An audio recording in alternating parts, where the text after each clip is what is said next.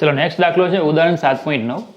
એક 3 મીટર લાંબી નિશાણી જે 20 કિલોગ્રામ દળ ધરાવે છે. ચલો 3 મીટર લાંબી એક નિશાણી છે, ધારો કે એક નિશાણી છે એ 3 મીટર લાંબી છે. તો ધારો કે આપણે આ જે લંબાઈ લઈએ, બરાબર, એ લંબાઈ કેટલી છે એની 3 મીટર છે. તો આ લંબાઈ 3 મીટર, બરાબર, આ લંબાઈ જે છે એ 3 મીટર છે, બરાબર. ચાલો હવે 20 કિલોગ્રામ દળ ધરાવે છે. તો નિશાણીનું દળ અહીં લખી નાખીએ કે અહીં કેપિટલ એમ કહી દઉં, નિશાણીનું દળ 20 કિલોગ્રામ જે ઘર્ષણ રહિત દિવાલ પર ઝુકાવેલ છે. ચલો આ દિવાલ, બરાબર, આ છે કે આપણી દિવાલ જે કેવી છે, ઘર્ષણ રહિત છે. આકૃતિમાં દર્શાવ્યા પ્રમાણે તેનો નીચેનો છેડો દિવાલથી 1 મીટર દૂર છે. એટલે આટલું અંતર આપણે આપ્યું 1 મીટર. નીચેનો છેડો છે એ દિવાલથી 1 મીટર દૂર છે. દિવાલ અને ભોયતળિયાના પ્રતિક્રિયા બળ શોધો. હવે સીધી વાત છે કે નિશાણી દિવાલ પર ટેકવેલી હોય એટલે નિશાણી દિવાલ પર બળ લગાડશે તો દિવાલ નિશાણી પર લગાડશે. ભોયતળિયા સાથે પણ ટેકવેલી છે તો ભોયતળિયું નિશાણી ભોયતળિયા પર બળ લગાડશે તો ભોયતળિયું નિશાણી પર બળ લગાડશે. બોલો ખબર પડે. ચલો સીધી વાત છે કે દિવાલ છે, નિશાણી છે એ દિવાલ પર બોલો આમ બળ લગાડશે કે નહીં, ટેકવેલી છે એટલે, તો દિવાલ એની પર આ રીતે બળ લગાડશે. બોલો ખબર પડે. દિવાલ વડે જે બળ લાગશે એ કઈ દિશામાં લાગશે, તો કે આ દિશામાં લાગશે, જેને આપણે કહી દઈએ F2, બરાબર. હવે ભોયતળિયા વડે કયા કયા બળ લાગે તો સમજો. પહેલા તો એવી વાત, દિવાલ ભલે તમને ઘર્ષણ રહિત આપી, બરાબર, દિવાલ પર ઘર્ષણ રહિત દિવાલ, પણ ભોયતળિયું જો ઘર્ષણ રહિત હોય ને તો નિશાણી ટેકવી જ ન હગાય અહીંયા રીતે, કારણ કે નિશાણી તો શું આમ ખસી જાય, પણ નિશાણીને આમ ખસતા અટકાવે કોણ, તો કે ઘર્ષણ બળ. તો એનો મતલબ કે ઘર્ષણ બળે આ દિશામાં લાગશે, સ્મોલ f, બરાબર. બીજું, નિશાણીનું પોતાનું દળ છે તો એનું જ્યાં દ્રવ્યમાન કેન્દ્ર હશે ત્યાં નીચે તરફ બળ લાગશે કેપિટલ mg. તો પછી ભોયતળિયું જે છે ઉપર તરફ બળ લગાડશે, બોલજો ખબર પડે, બરાબર, એને કહી દઈએ આપણે n, બરાબર. જે ભોયતળિયું છે એ શું કરશે, એની પર ઉપર તરફ બળ લગાડશે, એને આપણે કહી દઈએ કેપિટલ n.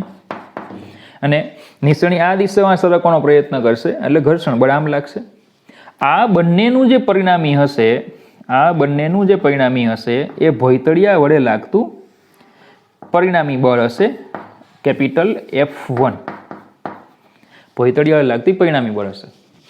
હવે આ 3 છે, આ 1 છે, તો પહેલા તો મને આ BC મળી જાય, બરાબર. ચાલો તો હવે ત્રિકોણ ABC પરથી BC ઇક્વલ ટુ વર્ગમૂળમાં, માફ કરજો, ત્રિકોણ ABC પરથી AB square equal to AC square plus BC square. તો BC ઇક્વલ ટુ વર્ગમૂળમાં AB સ્ક્વેર એટલે 9 માઇનસ AC સ્ક્વેર એટલે 1. તો BC ઇક્વલ ટુ વર્ગમૂળમાં 8 એટલે 4 ગુણ્યા 2 એટલે BC ઇક્વલ ટુ 2√2 મીટર. એટલે આ જે ડિસ્ટન્સ આવશે એ 2√2 મીટર આવશે. ક્લિયર.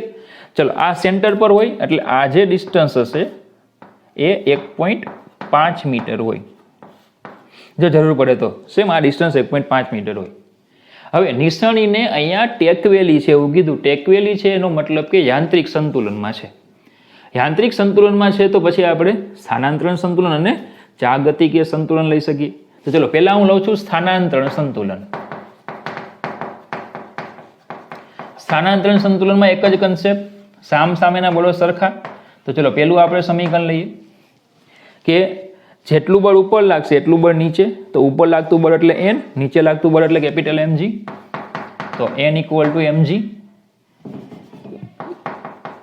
તો n ઇક્વલ ટુ ચલો કેપિટલ m આપ્યા છે 20, g 9.8 એટલે કેપિટલ n આપણને મળી જશે 196 ન્યૂટન. ચલો આ થઈ ગયું એક. બીજું, જેટલું બળ આમ લાગશે એટલું બળ આમ લાગશે. તો આમ લાગે છે બળ F, આમ લાગે છે બળ F2. તો ચલો બીજું સંતુલન તમે લઈ શકો કે F equal to capital F2. જરૂર પડશે તો ઉપયોગ કરશું.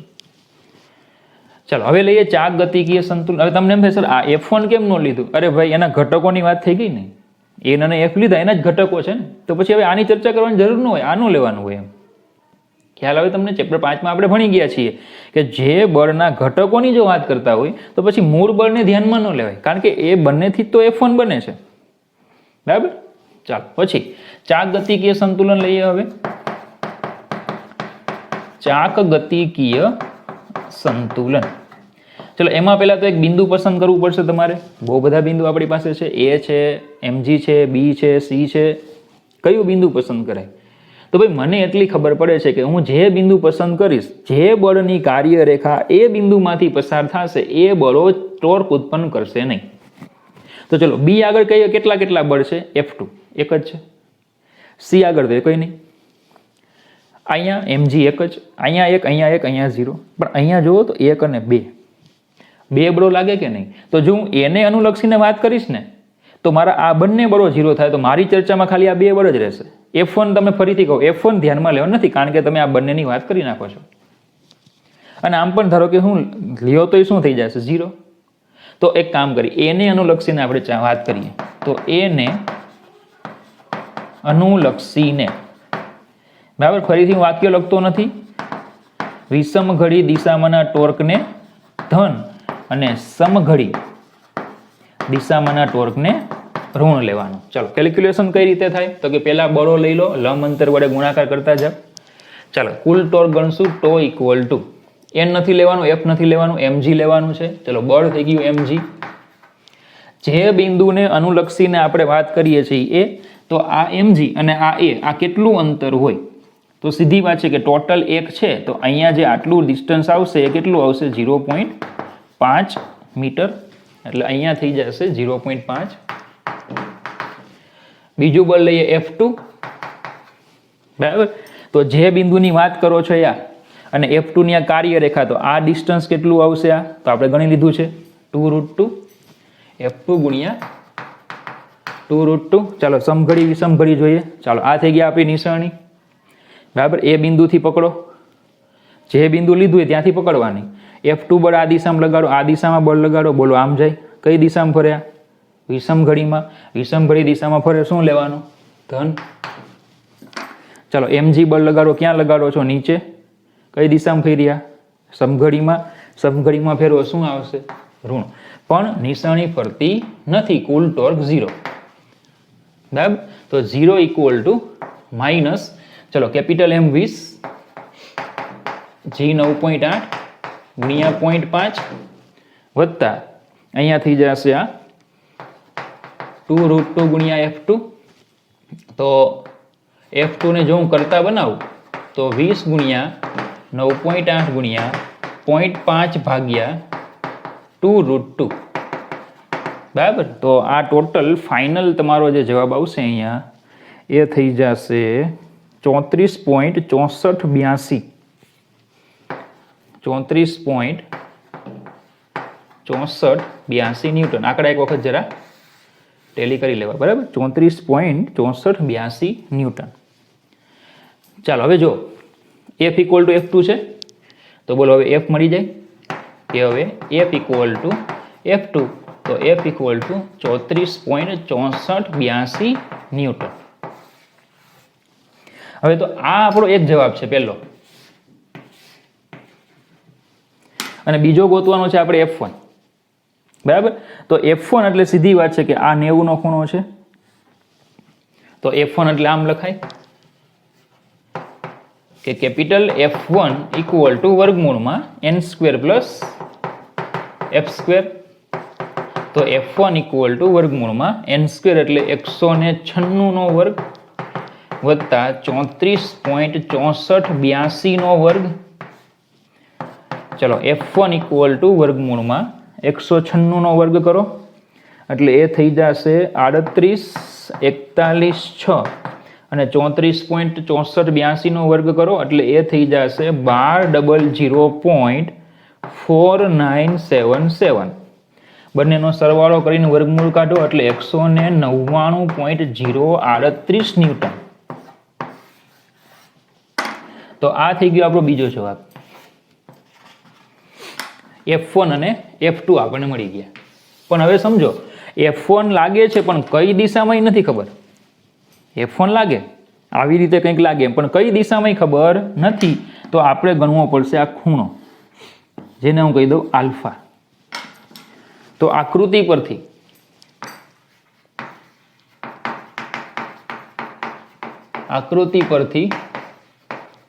tan આલ્ફા, ચલો tan આલ્ફા એટલે સામેની એટલે n, પાસેની એટલે f, capital N by f. તો tan આલ્ફા બરાબર, ચલો કેપિટલ N 196 અને સ્મોલ f 34.6482. તો alpha equal to tan inverse 96 ભાગ્યા 34.6482 એ થઈ જશે 5.6568. ચેક કરજો. તો આલ્ફા થઈ જશે તમારો એપ્રોક્સિમેટલી ઇક્વલ ટુ 80 અંશ. 10 નું ટેબલ તમને ખ્યાલ છે, જોતા શીખવાડ્યું છે તમને, નેચરલ ટેન્જન્ટમાં જોવાનું. તો આ 3 આપણા જવાબો થાય.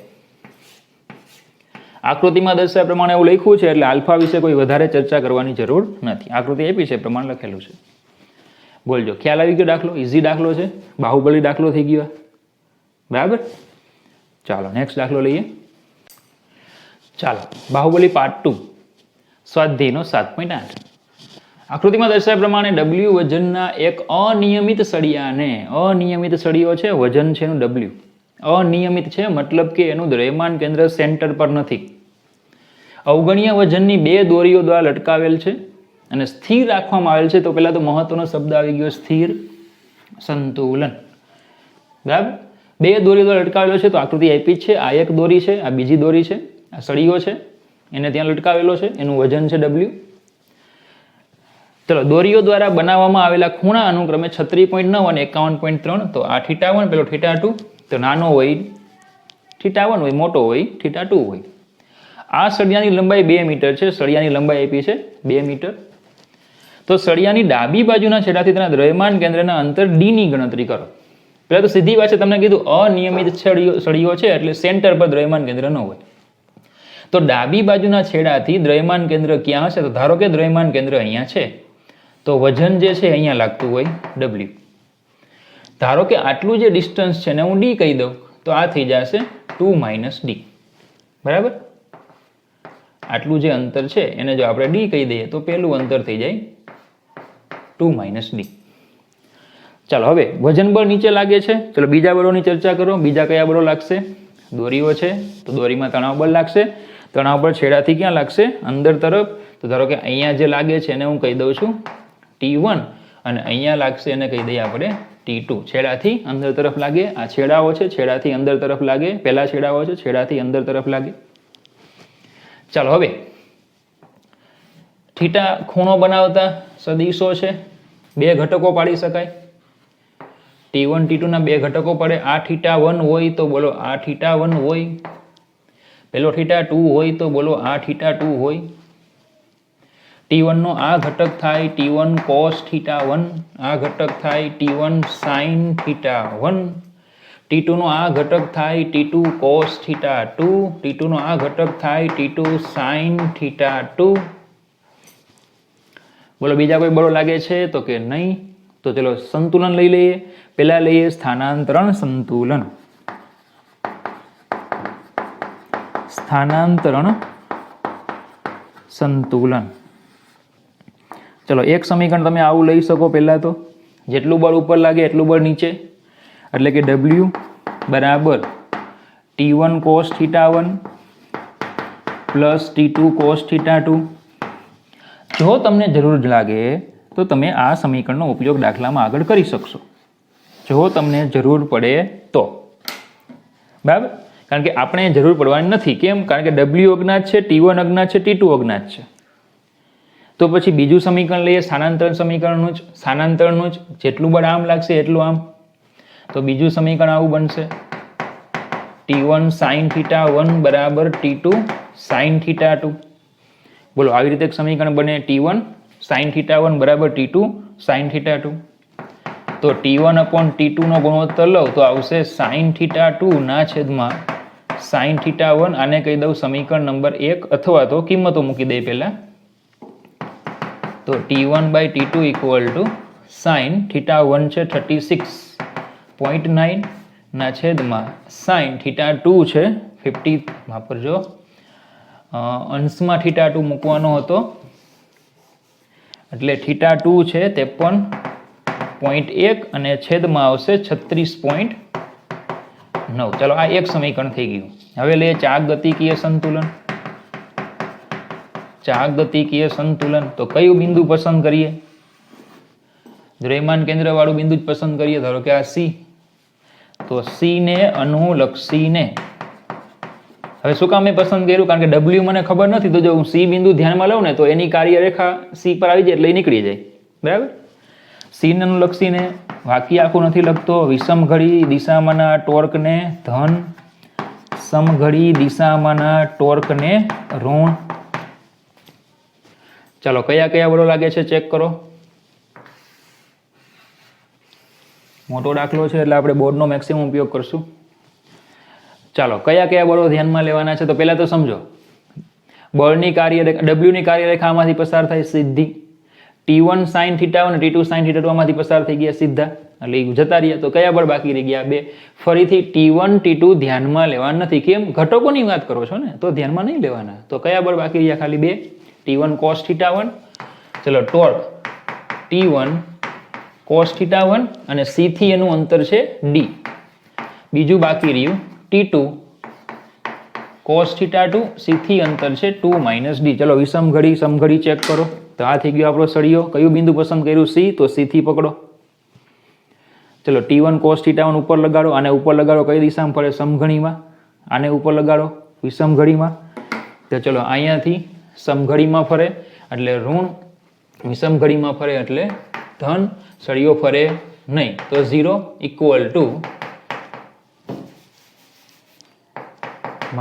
-T1 cos θ1 ગુણ્યા D પ્લસ T2 cos θ2 ગુણ્યા 2 - D. ચલો T1/T2 ને કરતા બનાવી આની જેમ જ. તો T1/T2 ને કરતા બનાવી તો એની પહેલા હું T1 cos θ1 × D લઈ લઉં, તો T2 cos θ2 × 2 - D. પેલું પદ આ સાઈડ લાવ્યો. બરાબર? ચલો હવે T1/T2 કરતા બનાવો. તો T1/T2 = cos θ2 કેટલા છે? θ2 છે 53.1, 2 - D છેદમાં cos θ1 કેટલા છે? 36.9 ગુણ્યા D. હવે સમજો cos ને sin માં ફેરવવું હોય તો ખૂણા 90 માંથી બાદ કરવાનો. તો ચલો T1/T2 = cos નો ખૂણો 53.1 છે, એને તમે 90 માંથી બાદ કરો એટલે sin 36.9 થઈ જશે. 2 - D છેદમાં cos 36.9 છે, 36.9 ને 90 માંથી બાદ કરો એટલે sin 53.1 થઈ જશે D. તો ચલો આ T1 બે સમીકરણ સરખાવી દઈએ. સમીકરણ 2, તો સમીકરણ 1 અને 2 પરથી 1 અને 2 પરથી ચલો સરખાવી દો. તો 2 - D/D sin 36.9 ના છેદમાં sin 53.1 = sin 53.1 ના છેદમાં sin 36.9. બંને સરખાવી દીધા. ચલો અહીંયા 2 - D/D ને એમ જ રાખો. આ પેલી બાજુ જશે એટલે વર્ગ થશે એટલે લખાશે sin 53.1 ના છેદમાં sin 36.9 નો વર્ગ. બરાબર? ચલો તો આવશે 2 - D/D sin 53.1. તમને જોતા આવડે જ છે એટલે હું બહુ ડિસ્કસ નથી કરતો. 799.7 36.9 0.6004 નો વર્ગ એટલે ફાઇનલી ત્યાં થઈ જશે 2 - D/D. આ જે છે આટલું થઈ જશે તમારું. બરાબર? કેટલું થશે તો કે 1.7740. D ને પેલી સાઈડ લઈ જાઓ. 2 - D 1.7740. D +1 કરો એટલે 2 = 2.7740 D. તો D = 2 ભાગ્યા કરી નાખો એટલે થઈ જશે 0.7209 મીટર. એટલે D = 72.09 સેન્ટીમીટર. તો આપણે ડી ગોતવાનો હતો. તો આ થઈ ગયો બાહુબલી પાર્ટ 2. ઇઝી દાખલો મેથેમેટિકલી થોડું પ્રોબ્લેમ વાળું છે, બાકી તો ઇઝી છે ને. આટલા આ મિનિમમ સ્ટેપ કર્યા મેં. દાખલો ગણવાનો મિનિમમ સ્ટેપ છે, આ મિનિમમ આટલા સ્ટેપમાં પૂરો થાય. તો જો તમને ખ્યાલ આવ્યો, આ સમીકરણનો ઉપયોગ જ ન થયો. જો મને વજન આપ્યું હોત ને, વજન જો મને દાખલામાં આપ્યું હોત તો હું આનો ઉપયોગ કરીને પણ જવાબ ગોતી લઉં, પડે ખબર. પણ વજન નથી આપ્યું તો પછી આ સમીકરણનો ઉપયોગ કરાય નહીં. વજન આપ્યું હોત તો આનો ઉપયોગ પણ કરી શક્યા હોત. આ ન કરો, આ લયો તમે, તો પણ તમને સમીકરણ તો એવું મળી જ જાય, T1/T2 ગુણોત્તર વાળું, કારણ કે આ હોત ને. બરાબર. ચાલો, તો ઇઝી દાખલો છે. ઓકે, 1 થી 2 વખત ગણવો પડશે નોટમાં, ત્યારે જવાબ આવશે, ત્યાં સુધી નહીં આવે. બરાબર. ચલો, નેક્સ્ટ દાખલો છે સ્વાધ્યાયનો 7.9. એક કારનું દર 1800 કિલોગ્રામ છે. ચલો, કાર છે એનું દળ આપ્યું છે 1800 કિલોગ્રામ. તો અહીં કેપિટલ M લઈ લઈએ, 1800 કિલોગ્રામ. તેની આગળ અને પાછળની ધરીઓ વચ્ચેનું અંતર 1.8 મીટર છે. ચલો, આગળ અને પાછળની ધરીઓ. હવે ધરીઓ એટલે શું એ તમને ખ્યાલ છે કે કાર જે છે ને, કાર, બરાબર, એ કારમાં આગળ એક મુખ્ય રોડ હોય, આગળ એક યંત્ર સિસ્ટમ હોય, એની સાથે 2 વ્હીલ જોડેલા હોય, પાછળ એક યંત્ર સિસ્ટમ છે, ત્યાં 2 વ્હીલ જોડેલા છે. તો આને આગળની ધરી કહેવાય, એના પાછળની ધરી કહેવાય. એમની વચ્ચેનું આપણને અંતર આપ્યું છે. તો આપણે આખું આકૃતિ આ રીતે જોઈએ છીએ. આગળની ધરી, આ પાછળની ધરી, એમની વચ્ચેનું અંતર આપ્યું છે 1.8 મીટર. તો અહીંયા જે આ અંતર જે છે, આ અંતર છે 1.8 મીટર. બરાબર. તો પછી એનું અડધું લઈએ તો 0.9, એટલે 0.9 મીટર. બરાબર. ત્યાં દ્રવ્યમાન કેન્દ્ર હોય C. ત્યાં શું હશે? દ્રવ્યમાન કેન્દ્ર C. તેનું ગુરુત્વ કેન્દ્ર આગળની એક્સેલથી 1.05 મીટર પાછળ છે. જોજો, મતલબ કે તમારે C અહીંયા લેવાનો નથી. ક્યાં ગુરુત્વ કેન્દ્ર કે દ્રવ્યમાન કેન્દ્ર આપ્યું છે? ધારો કે આને હું કહી દઉં આગળની એક્સેલ, આને કહી દઉં પાછળની એક્સેલ.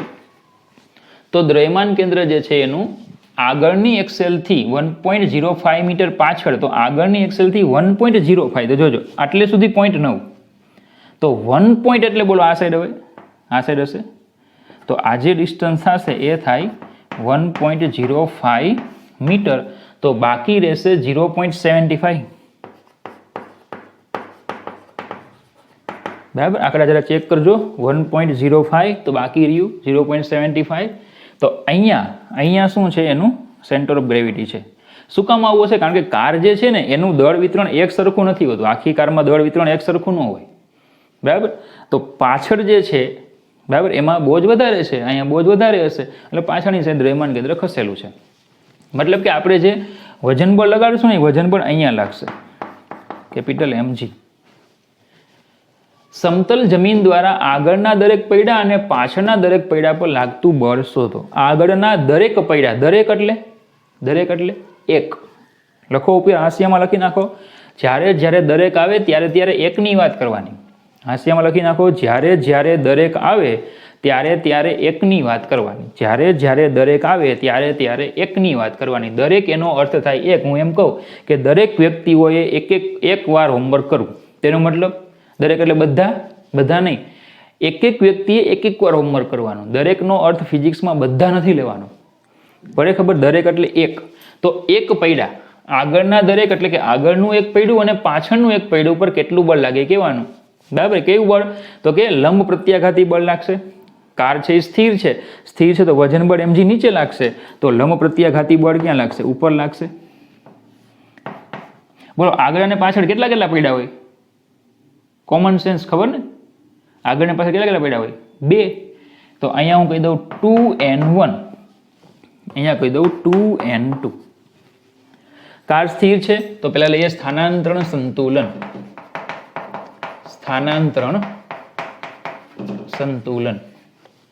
જેટલું બળ ઉપર એટલું બળ નીચે. તો 2n1 plus 2n2 equal to capital mg. તો આવશે n1 plus n2 equal to capital M આપણને આપ્યા છે 1800 ગુણ્યા 9.8 ના છેદમાં 2.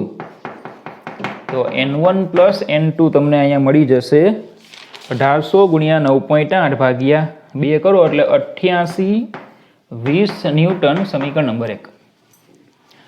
ચલો હવે લઈએ ચાગતિકીય સંતુલન. ચાગતિકીય સંતુલન. ચલો બિંદુ તો દ્રવ્યમાન કેન્દ્ર છે આપણી પાસે સી, તો સી ને અનુલક્ષીને વાત કરીએ તો સી ને અનુલક્ષીને, ચલો વાક્ય લખતો નથી આખું. વિષમઘડી દિશામાંના ટોર્કને ધન અને સમઘડી દિશામાંના ટોર્કને ઋણ લેવાનું. ચલો હવે એના માટે આપણી પાસે બરાબર સી બિંદુ લીધું એટલે એમજી ને ધ્યાનમાં લેવાની જરૂર નથી, તો બે જ બળ વધ્યા. હવે ટોર્ક એક વધ્યું 2n1, તો એનું સી થી અંતર કેટલું છે 1.05. બીજું વધ્યું 2n2, એનું અંતર છે 0.75. ચાલો હવે સમઘડી વિષમઘડી ખબર પડે. અહીંયાથી પદાર્થને પકડો, આ બળ લગાડો એટલે બોલો આ વિષમઘડીમાં, આ લગાડશો તો સમઘડીમાં, એટલે કે આ થઈ જશે ધન, આ થઈ જશે ઋણ, પણ પદાર્થ ફરતો નથી એટલે 0 ઇક્વલ ટુ બરાબર 2n1 1.05 માઇનસ 2n2 0.75. ચલો આને આપણે આ રીતે લખશું કે 2 તો કેન્સલ થઈ જશે બરાબર. તો આને આપણે પેલી સાઈડ લઈ જઈએ તો આવશે n2, અને એક કામ કરીએ 0.75 વડે ભાગી નાખો બંનેને. 2 કોમન કાઢ્યા એટલે 0 થઈ ગયા. તો આને તમે 0.75 વડે ભાગશો એટલે 1.05 ભાગ્યા 0.75 તમે કરો એટલે એ થઈ જશે 1.05 બરાબર. તો n2 તો કેન્સલ થઈ ગયા. ચલો આ રીતે લખીએ 0 ઇક્વલ ટુ 1.05 ભાગ્યા 0.75, 1.05 ભાગ્યા 0.75 એટલે એ થઈ જશે કેટલા થશે તો કે 1.4, જરા ચેક કરજો. 1.05 ભાગ્યા 0.75 એટલે 1.4, 1.4 n1 માઇનસ n2 બરાબર. તો 1.4 n2 ઇક્વલ ટુ 1.4 n1, સમીકરણ number 2. n2 equal to 1.4 n1 બરાબર. n2 અને n1 આ રીતે આવશે. જરા ચેક કરજો અહીંયા 1.05 ભાગ્યા 0.75 એટલે 1.4 વધશે આઈ થિંક. ઓકે, n2 અહીંયા મૂકી દઈએ એટલે n1 મળી જાય. તો સમીકરણ 1 પરથી ચલો n1 પ્લસ n2 ની જગ્યાએ 1.4 n1 ઇક્વલ ટુ 8820. 1.4 પ્લસ 1 એટલે 2.4 n1, 8820 n1 ઇક્વલ ટુ 8820 ભાગ્યા 2.4 એટલે 3675 ન્યૂટન. n1 ત્યાં મૂકી દો તો n2 ઇક્વલ ટુ 1.4 ઇન્ટુ 3675, તો n2 ઇક્વલ ટુ 5145 ન્યૂટન. તો તમે જવાબ આ રીતે લખી શકો કે આગળના દરેક પૈડા પર કયું છે n1 તો 3675 ન્યૂટન, અને પાછળના દરેક પૈડા એની પર લાગશે n2 એટલે 5145 ન્યૂટન બળ લાગે છે. કારણ કે જો તમે આ n1 n2 અલગ લઈ લ્યો, આને n2 ને n1 કહી દો, n1 ને n2 કહી દો બરાબર, તો તમારા જવાબમાં મૂલ્યો જ આવશે, ખાલી ચેન્જીસ આવશે, સંજ્ઞા ચેન્જ થઈ જશે. એટલે એની સાથે કોઈ લેવા દેવા નથી. n1 n2 તમે ગમે તે લઈ શકો, પણ આગળના એક્સેલ પર બળ 3675 જ આવે, પાછળના એક્સેલ પર બળ 5145 ન્યૂટન જ આવે બરાબર. ચાલો, તો સંતુલનનો દાખલો હતો, ખ્યાલ આવ્યો. ચલો નેક્સ્ટ દાખલો છે સ્વાધ્યાયનો 7.17, એક મીટર પટ્ટી. હવે મીટર પટ્ટી એવો શબ્દ જ્યારે પણ આવે એટલે તમારે 100 સેન્ટીમીટર લંબાઈ લઈ લેવાની.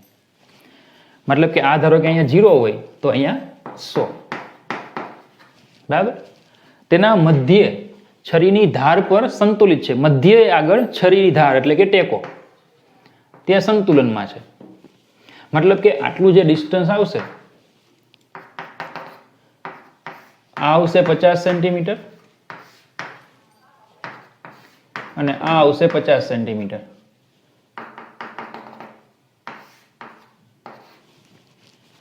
બરાબર. મધ્ય છરી ધાર ઉપર આ રીતે ટેકવેલી છે. જ્યારે એવા બે સિક્કા કે જે દરેકનું દળ 5 ગ્રામ છે, ચલો તો અહીં સિક્કાનું દળ તમને આપ્યું છે કે અહીં સિક્કાનું દળ સ્મોલ એમ 5 ગ્રામ. બરાબર. 5 ગુણ્યા 10⁻³ કિલોગ્રામ. તેમને 12 સેમી નિશાની પર એકબીજા ઉપર ગોઠવેલા છે. તો 12 સેમીની નિશાની 12 સેમી, તો અહીંયાથી 12 સેમીની નિશાની કે આમાં 0 થી 100 છે એટલે બોલો અંકન કરેલું હોય કે નહીં, તો 12 સેન્ટીમીટર આ સિક્કા બે ગોઠવવાના. તો મેં અહીંયા બે સિક્કા ગોઠવા, તો આટલું જે અંતર આવશે એ 12 સેમી. બરાબર. 12 સેમી નિશાન પર આપણે એને ગોઠવા. એકબીજાની ઉપર મૂકવામાં આવે છે ત્યારે પટ્ટી 45 સેમી પર સંતુલિત થાય છે. જો હવે થાય શું સમજો કે પેલા મધ્ય બિંદુ આગળથી સંતુલિત હતી, હવે જેવો તમે અહીંયા દળ મૂકશો એટલે આમ નમી જશે. આમ નમી જાય ટેકો છે તમારે શું કરવો પડશે, આ બાજુ ખસેડવો પડશે એટલે ફરી પાછી સંતુલનમાં આવી જાય. તો હવે શું કહે છે કે હવે એ 45 સેમી પર સંતુલિત થાય, મતલબ કે આ ટેકાને હવે અહીંયા લઈ લેવો પડે. બરાબર. અને આટલું જે ડિસ્ટન્સ આવશે આ 45 સેન્ટીમીટર, તો આ ઓ કહી દે, આને કહી દે ઓડેસ, અથવા આ સેન્ટર ઓફ માસ દ્રવ્યમાન કેન્દ્ર ને સી કહી દે. તો હવે એ 45 સંતુલિત થાય છે. તો પટ્ટીનું દળ શું હશે, તો ચાલો આપણે ગોતવાનું છે કે ધારો કે મીટર પટ્ટીનું દળ કેપિટલ એમ છે. મીટર પટ્ટીનું દળ કેટલું છે, કેપિટલ એમ. તો દ્રવ્યમાન કેન્દ્ર હોય ત્યાં વજન બળ લાગતું હોય કેપિટલ એમ જી. સિક્કાઓ મૂકો ત્યાં સ્મોલ એમ જી. એવા બે છે એટલે 2 ટાઈમ્સ સ્મોલ એમ જી. આ બંનેને સમતોલે કોણ, તો કે ટેકો હતો ત્યાં લાગશે આર. બરાબર. કારણ કે હવે અહીંયા ટેકો નથી, હવે ટેકો અહીંયા આવી ગયો. તો સી આગળ દ્રવ્યમાન કેન્દ્રને કારણે એમજી જેટલું બળ લાગે. બરાબર. ચલો પટ્ટીનું દળ આપણે ગોતવાનું છે. સંતુલન શબ્દ આપ્યો છે, યાંત્રિક સંતુલન લઈએ એટલે પહેલા લઈ લઈએ આપણે સ્થાનાંતરણ સંતુલન. સ્થાનાંતરણ સંતુલન, તો જેટલું બળ ઉપર લાગશે એટલું બળ નીચે. તો શું લખાશે, આર બરાબર capital M G plus 2 small M G. જેટલું બળ ઉપર લાગે એટલું બળ નીચે. જરૂર પડે તો તમે આનો ઉપયોગ કરી શકો. બરાબર. ચલો હવે લઈએ ચાક ગતિકીય સંતુલન.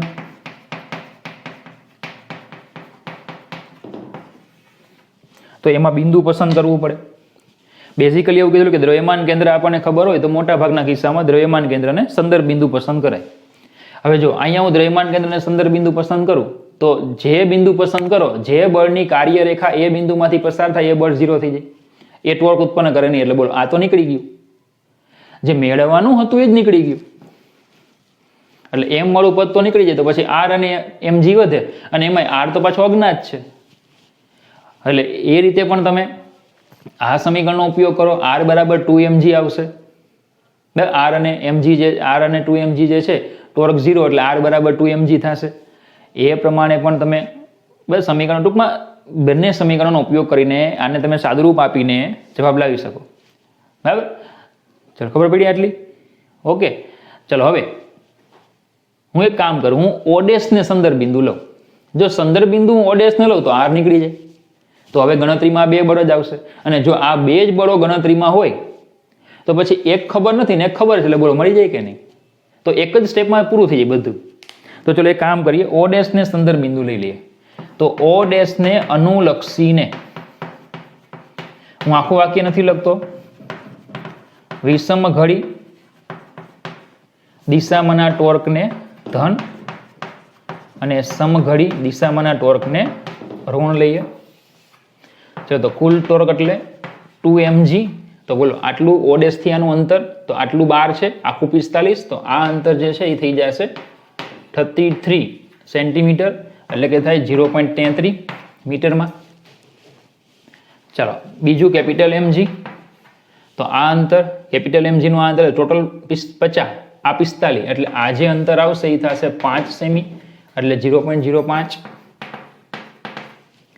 ચલો હવે કઈ દિશામાં ફરશે, તો અહીંયાથી પકડો પદાર્થને, આ બળ લગાડશો તો પદાર્થ આમ ફરશે સમઘડી એટલે ઋણ, અને આ બળ લગાડો તો પદાર્થ આમ ફરશે વિષમઘડી એટલે ધન.